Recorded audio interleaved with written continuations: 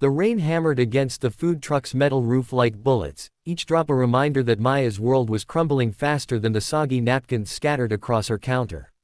She gripped the edge of the serving window, knuckles white, watching the last of her regular customers sprint away through puddles that reflected the neon glow of her, Maya's kitchen, sign. 3 years of dreams, of 16-hour days, of believing that good food and an honest heart were enough, all washing away in this October downpour that seemed to mock her desperation. Behind her, the eviction notice crinkled in her apron pocket with every movement, a paper executioner counting down her final days. Tomorrow, the bank would come. Tomorrow, everything she'd built from nothing would become nothing again. "Excuse me, miss." Maya barely lifted her eyes from the puddle forming beneath her leaky window. Another customer asking why she was still open in this weather, probably wanting directions to the McDonald's down the street. She'd heard it all today. "We're pretty much closed," she said, her voice hollow as the empty tip jar beside the register. "I know," came the gentle reply. "I was wondering if I could buy all your food." Now she looked up. A man stood there in the rain, no umbrella, his dark hair plastered against his forehead, water streaming down a face that seemed carved from kindness itself. His clothes, expensive but understated, were soaked through, yet he stood there as if the storm was just a gentle breeze. "All of it." Maya's laugh came out broken. "Mister, I've got maybe $30 worth of leftovers and how much do you need?" The question hit her like a physical blow. Not, "How much food do you have?" or, "What's good today?" "How much do you need?" As if he could see straight through her food truck walls into her breaking heart. What?" He stepped closer to the window, and she noticed his eyes for the first time. Brown, warm, but carrying something deeper, a recognition, as if he'd stood in storms like this before, as if he understood what drowning looked like from the inside. "To save this place. How much do you need?" Maya's throat closed up. For 3 years, she'd served hundreds of customers from this window. Businessmen grabbing quick lunches, construction workers seeking comfort food, teenagers spending their allowances on her famous empanadas.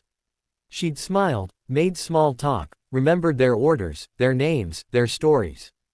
But never, not once, had anyone asked her what she needed.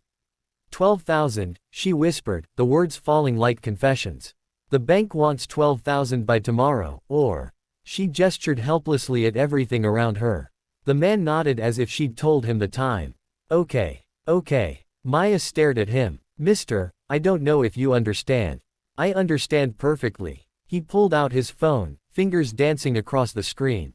"What's your business account number?" The world tilted. Maya gripped the counter harder, certain she was hallucinating from stress and exhaustion.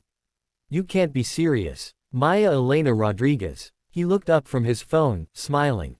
Owner of Maya's Kitchen, graduated from Riverside Community College with a culinary arts degree, worked 3 jobs to save money for this truck, sends half your profits to your mother in Honduras for her medical treatments, and makes the best tres leches cake in the city. Blood drained from her face.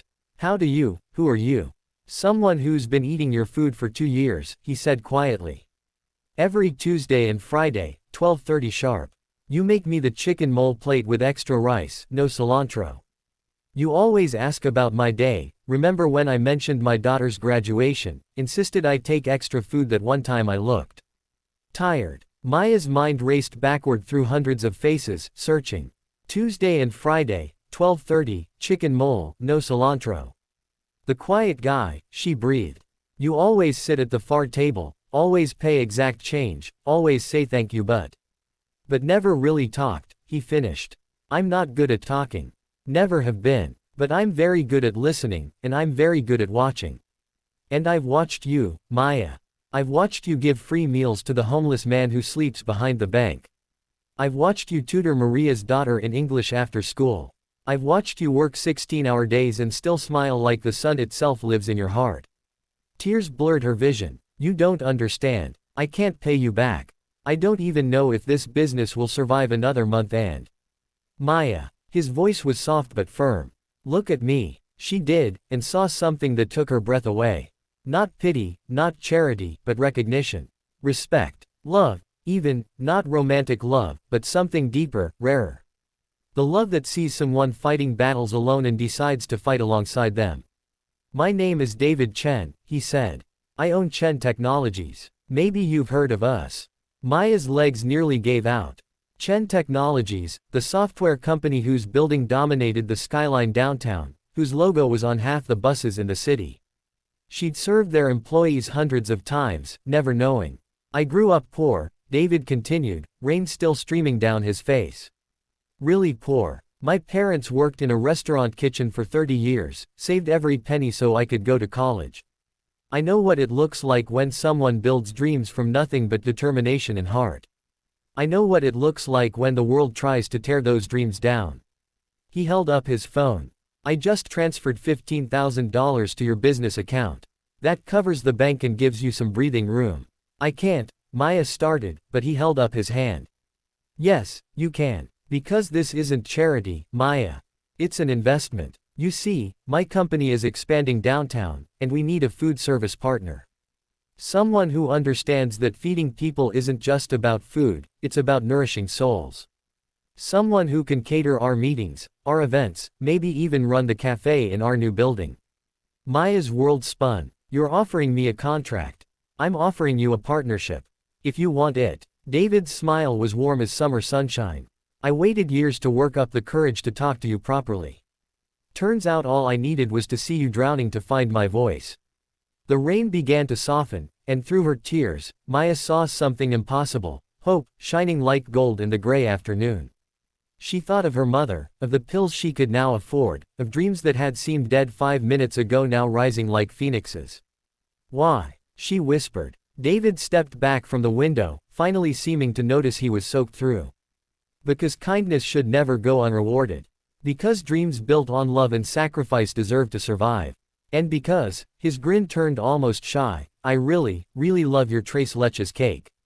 Maya laughed, really laughed, for the first time in months.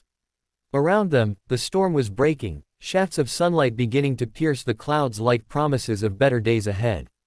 Sometimes salvation comes in obvious forms, angels with wings, heroes with capes, lottery tickets with winning numbers. But sometimes it comes quietly, wearing rain-soaked clothes and nervous smiles, carrying nothing but the recognition that we're all fighting battles, and none of us has to fight alone. As David walked away through the clearing rain, Maya touched the pocket where her eviction notice had been her death sentence just moments before. Now it was just paper, powerless against the kindness of strangers who turn out not to be strangers at all. She had waited years for this moment, though she'd never known what she was waiting for. Now she understood. She'd been waiting for someone to see her, really see her, and decide she was worth saving. The best part, she finally had a story to tell her grandchildren, about the day a quiet customer became her guardian angel, and kindness conquered everything.